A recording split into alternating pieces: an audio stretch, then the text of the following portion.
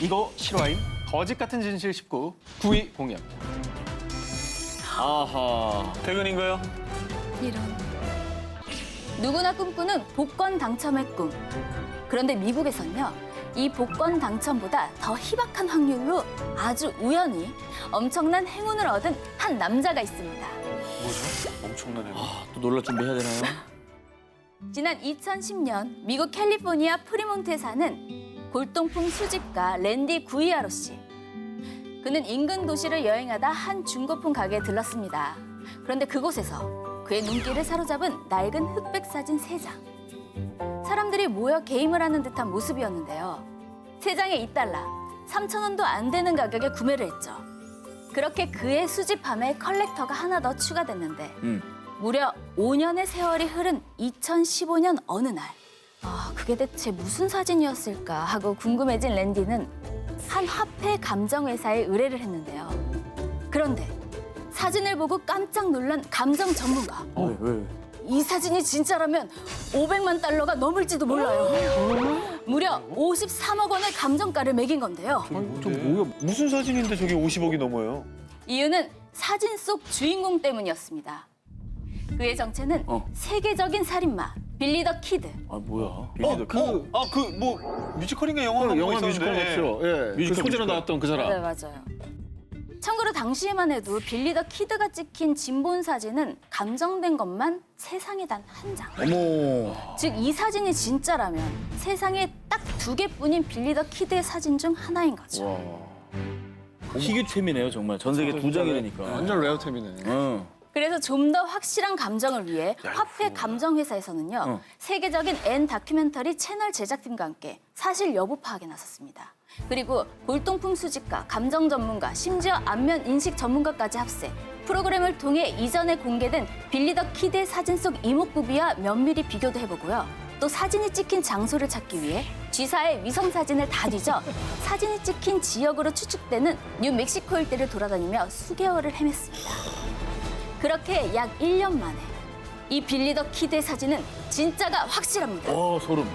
결국 진본으로 밝혀진 이 사진. 1978년 여름 빌리 더 키드가 갱단 멤버들과 함께 크로켓을 하는 모습을 찍은 것이었습니다. 그 빌리 더 키드가 어디 있는 거예요? 그럼? 아 저기 뒤에 약간 구보장에 서 있는 저 사람. 저 사람? 저 빌리 더 사람. 키드. 와. 참고로 그 뒤 이 사진을 감정한 회사에선 500만 달러, 53억 원의 보험에 가입했고요. 현재 이 사진의 주인인 랜디와 함께 판매를 계획하고 있다고 합니다.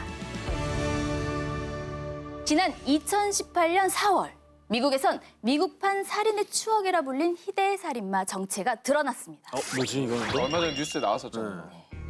1976년부터 1986년까지 무려 11년간 12건의 연쇄살인, 최소 45건의 성폭행을 저지른 미국 최악의 장기미제 사건 범인이 42년 만에 검거됐는데요.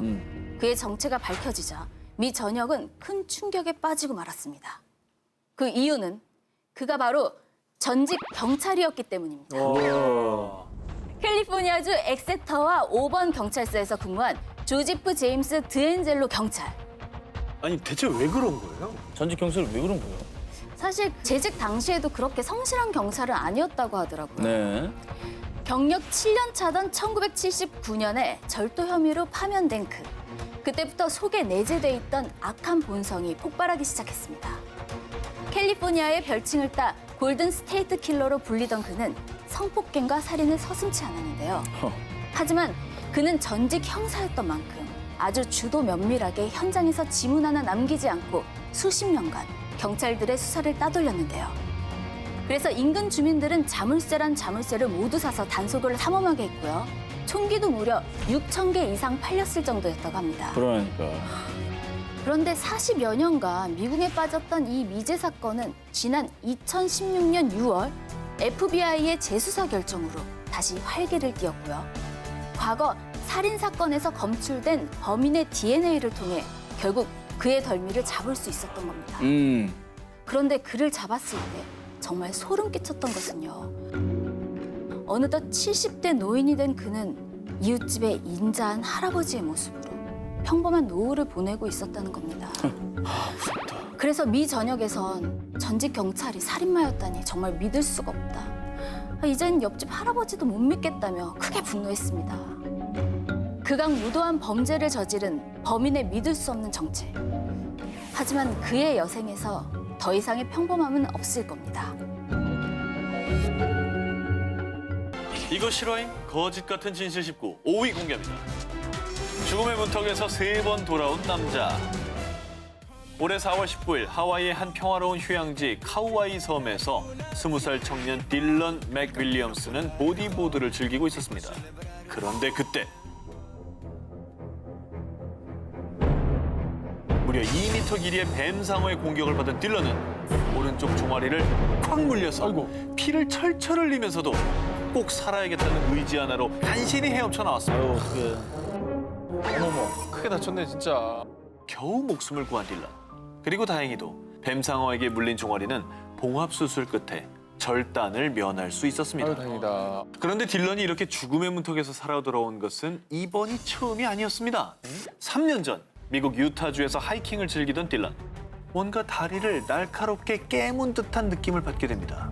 그것의 정체는 단 2에서 3mg의 독만으로도 성인 남성을 사망에 이르게 할 수 있다는 방울뱀이었습니다. 아유, 어디 다니면 안 되겠다, 저분은. 아유.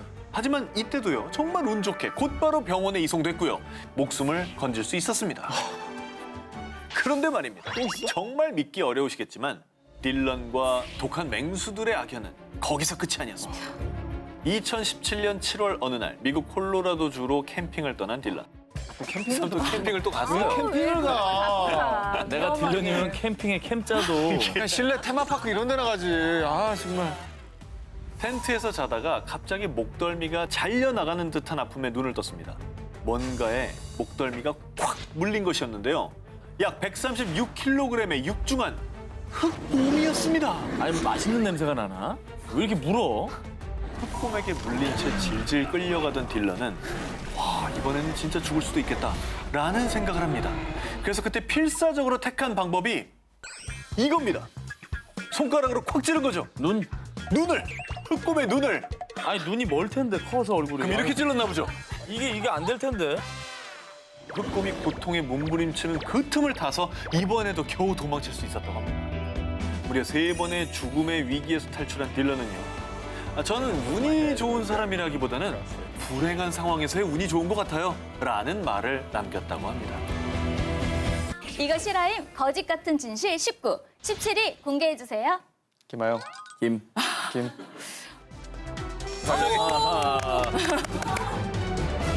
야, 박수 치게 되죠? 아, 네네. 적응 완료했어 오자마자. 이렇게 반응이 자연스러울 수 나만 바로 아니면 돼가 정리했어. 우리 프로를 관통하는. 아, 이렇게 되네요. 우리 아이가 없어졌어요. 납치당한 건 아닐까요? 우리 애 좀 제발 찾아주세요. 하루아침에 사라진 호주의 한 소년. 소년을 찾기 위해 학교 선생님들 그리고 경찰들까지 출동했는데요. 자, 그런데 소년이 있던 곳은 호주에서 무려 약 5,000km나 떨어진 발리였습니다. 인도네시아 발리요? 네. 그럼 진짜 납치당한 거예요? 엄마, 방학 때 발리 또 가요. 내 친구들 또 간대. 이번에 못 가. 얼른 들어가서 공부나 해. 자, 이렇게 지난 방학 때 갔었던 발리를 또 가고 싶었던 드류. 그런데 자신이 아무리 쫄라도 엄마가 단호하게 나오자 12살 드류는 그 누구도 상상하지 못한 엄청난 계획을 세웁니다. 바로 혼행. 혼자 여행을 가는 거였죠. 12살이면서요. 초등학생이에요. 와 이거 가능해요? 자, 12살 드류의 나홀로 발리 프로젝트. 일단 여행에서 가장 필요한 게 바로 money, 돈이겠죠? 그럼요. 아주 그래서 대담하게 드류는 엄마의 카드를 슬쩍 하는 데 성공합니다. 숙소 어디 보자. 바다가 보이는 여기가 좋겠네. 오션뷰 죽이는데. 자, 이렇게 항공권은 물론 고급 리조트까지 예약 완료. 그리고 대망의 D-Day.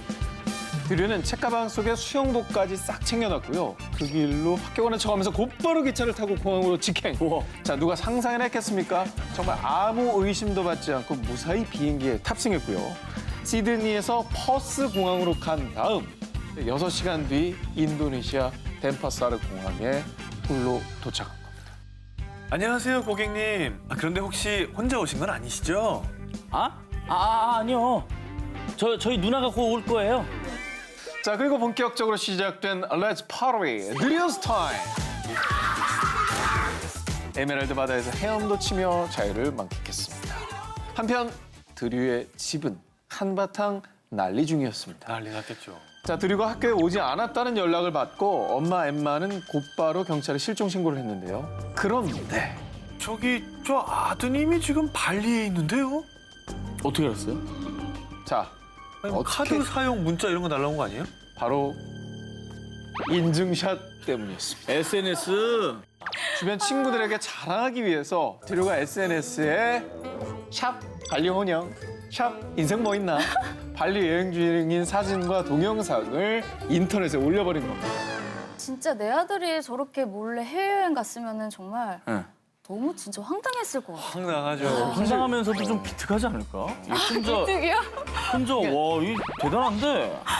다음에 저런 애 나와서 다녀보세요. 다음에 뉴욕 가면 갔다 와. 아빠 편하게 좀 갔다 와라. A lot of trouble next time. Wish you all the best. 이거 실화임 거짓 같은 진실 19, 14위 공개합니다. 페이스 오프 50년을 잃어버린 여자.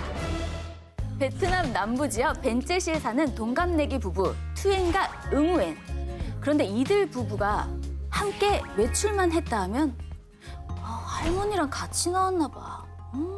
연상연하 커플인가? 나이차 너무 난다. 이렇게 늘 오해를 받곤 하는데요. 동갑내기라면서요? 응? 동갑내기인데 왜 할머니가? 10년 전인 2008년, 당시 23살의 동갑내기였던 응우엔과 투엔은 비록 가진 것은 없지만 행복한 부부였습니다. 그런데 어느 날, 여보, 나 맛있는 거 먹고 싶어. 오늘은 해산물이 땡기네? 뭐야? 연길 잘하니까 이쪽을 자꾸 보게 돼. 원래 앞을 보고 해야 되는데. 정말 저희들의 후진 연기는 처음이 예, 나오시네요. 비록 어려운 형편이었지만 아내를 위해 근처 해산물 식당에서 외식을 했는데요. 그날 밤 아내 응우엔의 몸 상태가 좀 이상했습니다. 무슨 탈이 났는지 계속 화장실을 들락날락하다 겨우 몇 시간 눈을 붙였을까요? 다음 날 아침 거울을 본 응우엔. 웬 할머니가 거울 앞에 서 있었습니다. 어머, 무슨 말이야? 어머머머머. 어머머. 이거 되는 거예요? 아, 저게 말이 돼요? 문제가 된 것은 바로 해산물. 어머. 알고 보니 응유에는 심각한 해산물 알레르기가 있었던 겁니다. 급한 대로 약국을 찾아 알레르기 약만 처방받았는데요. 아이고. 하지만 몇 달? 아니, 1년. 그리고 무려 10년이 지난 지금까지도 70대 얼굴 그 상태 그대로랍니다. 이게 가능한 얘기인가? 아니 뭐 병원에 많이 가봤을 텐데 방법이 없는 거예요? 한 의사는 비만 세포가 비정상적으로 피부와 내부 장기에 축적되는 비만 세포증 가능성도 있다고 했지만요. 아직 정확하지 않은 상황이라고 해요. 예를 들어서 뭐 복숭아를 먹거나 뭐 해산물을 먹어서 입술이 갑자기 붓는다거나. 근데 일시적이에요, 대부분. 일시적이고 뭐 다음 날이면 다 낫고 그러잖아요. 근데 너 어떻게 저럴 수가 있냐? 한편 다행히도 응우엔의 남편 투엔은 난 여전히 아내를 사랑해요. 지금 누구보다 힘든 사람은 아내일 거예요. 라며 아내의 큰 힘이 되어주고 있답니다. 저도 지금 어떻게 해서든 안 늙어보려고 그렇게 안간힘을 쓰는데 저분은 50년이 갑자기 확 늙어버린 건데 얼마나 진짜 비참하겠어요. 어떻게든 안 늙어 보려고 하시는데 효과가 있는 거 같아요. 어떤 노력들이 먹는 거가 제일 중요한 것 같아요. 이너뷰티, 콜라겐, 콜라겐, 또 히알루론산, 히알루론산. 이런 마스크 있잖아요. 아, 이거 선전만. 귀에 쓰는 거? 네, 어. 그것도 쓰고. 요즘에 많이 안 쓰는 단어를 많이 쓰시는 거예요. 요즘에 선전 많이 한다는 얘기 별로 안 해요. 네.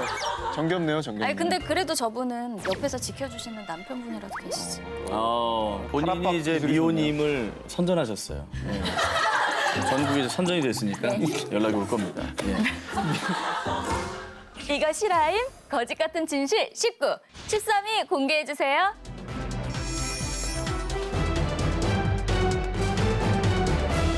자, 만약 자신과 정말 똑같이 생긴 도플갱어가 알고 보니 피를 나눈 사이였다면 믿으시겠습니까?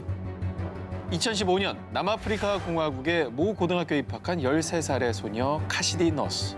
그런데 카시디는 학교에 갈 때마다 친구들에게 이런 말을 듣곤 했습니다. 카시디, 우리 학교에 너랑 똑 닮은 언니가 있어. 야, 무슨 도플갱어인 줄 알았어? 자, 이렇게 자신과 도플갱어 수준으로 닮은 사람이 있다는 말에 한달음에 그 언니를 찾아간 카시디. 그런데 정말로 거울을 보는 것처럼 카시디와 똑 닮았던 17살의 제파니. 이 두 사람은 외모만큼이나 성격도 잘 맞아서요. 그때부터 친자매 이상으로 서로를 챙기며 우정을 키웠습니다. 얼마 뒤엔 가족에게도 소개했는데요. 그런데 제파니, 혹시 너 생일이 언제니? 저요? 4월 30일이에요. 넌 내 딸이 확실해. 뭔 소리야? 자, 사건은 1997년으로 거슬러 올라갑니다. 21년 전인 1997년 4월 28일 예쁜 공주님을 품에 안게 된 모르네 너스 부부. 그런데 아이를 낳고 사흘째 되던 날 잠들었다가 깬 엄마 셀레스티는요. 아기가 사라진 걸 알게 됩니다. 저런. 사람들에게 수소문한 끝에 결국 한 여성이 부부의 딸을 데려간 것을 알게 됩니다. 얼마나 당황스러울까요? 그런 일이 참 정말. 그 뒤에 세 자녀를 더 낳았지만 한순간도 첫째 딸을 잊은 적이 없었고요. 매년 가족들과 어딘가에 있을 딸아이의 생일을 챙겼다고 합니다. 야. 자, 그런데 그런 딸과 너무나도 얼굴도 나이도 닮아있던 제파니. 자, 그래서 혹시나 하는 마음에 가족들은 제파니에게 동의를 구해 DNA 검사를 의뢰했습니다. 숨막히는 6주의 시간이 흐른 뒤 모르네 씨와 제파니 양의 유전자가 99.9% 일치. 와. 생물학적으로 친자 관계가 확실합니다라는 결과를 받게 된 겁니다. 제파니는 그러면 자기 부모님이 친부모가 아니라는 것도 모르고 살았다는 거 아니에요? 그럴 수 그런 좀 있죠. 사연이 있었습니다. 아, 그래요? 그래요? 제파니는 17년 동안 신생아 때 자신을 납치했던 여성을 엄마로 알고 지내왔는데요. 알고 보니 그 여성은 자신이 유산한 뒤 그 슬픔을 못 이겨 산부인과에서 제파니를 납치해 키웠다고 시인했다고 합니다. 자, 그런데 이렇게 믿을 수 없는 사연이 또 있었습니다. 2015년 미국 플로리다주 세라소타의 한 병원에 간호조무사로 취직한 신봉남 씨. 그런데 한 환자가 신봉남 씨에게 이런 말을 합니다. 선생님, 얼마 전에 한국 출신 간호조무사가 왔대. 둘이 친해지면 딱이네. 의지도 되고. 환자가 말한 한국인 출신 간호조무사는 바로 신은숙 씨. 신봉남 씨와 신은숙 씨는 같은 근무조에서 근무하며 금세 친해지게 됩니다. 은숙이를 볼수록 동생이 자꾸 떠올라. 사실 봉남 씨가 어렸을 때 헤어진 동생이 있었던 겁니다. 설마. 아버지가 새엄마랑 재혼을 하셨는데 계속되는 생활고에 결국 두 딸을 부산의 한 보육원에 보냈고요. 그 뒤 1976년도에 5살 동생이 먼저 입양을. 그리고 2년 뒤인 1978년 9살이던 봉남 씨도 미국으로 입양이 되었던 거죠. 하지만 40년이란 세월이 흘렀어도 어렸을 적 서로 의지했던 이복 동생을 잊지 못한 봉남 씨는요. 틈날 때마다 고향인 부산 등지의 보육원을 수소문했지만 안타깝게도 동생에 대한 그 어떠한 기록도 찾지 못했습니다.